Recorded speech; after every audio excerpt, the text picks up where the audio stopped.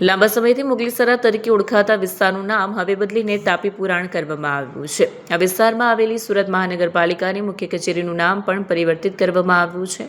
હવેથી આ કચેરી મુગલીસરામાં નહીં પરંતુ તાપી પુરાણ વિસ્તારમાં આવેલી ગણાશે। વધુમાં સભામાં મનપા કચેરીને નવું નામ તાપી ભવન આપવાનો પણ નિર્ણય લેવામાં આવ્યો। આ નિર્ણય સાથે હવે એસએમસીની મુખ્ય કચેરી મોગલસરાયમાંથી તાપી ભવન તરીકે ઓળખાશે।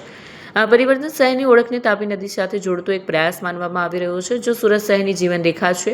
નિર્ણયનો હેતુ સ્થાનિક સંસ્કૃતિ અને પરંપરાને માન આપવાનો હોવાનું જણાવાય છે। સભામાં સુરતીઓ માટે એક મહત્વનો નિર્ણય કર્યો છે। સુરતનો સમૃદ્ધિ જો કોઈના પ્રતાપે હોય તો તાપી માતાના પ્રતાપે છે। સુરતમાં તાપી માતાના કોઈ એવા મોટા પ્રકલ્પના નામ ન હતા।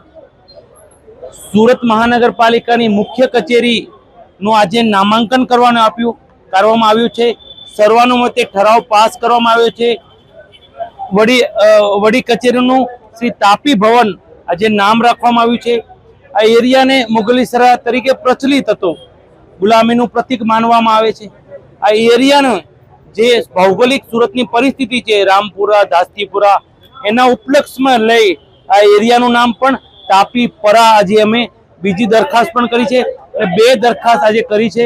અને ગંગાના સ્નાનથી, યમુનાના આચરણથી અને તાપી માતાના સ્મરણથી આ સદનમાં જે કોઈ સેવા લેવા આવશે એ માતાજીનું નામ લઈને આવશે એવું ચોક્કસ। અને માતાજીને અમે લોકોએ ફૂલ નહીં તો ફૂલની પાંખડી આપવાનો આજે એક શ્રેષ્ઠ પ્રયત્ન કર્યો।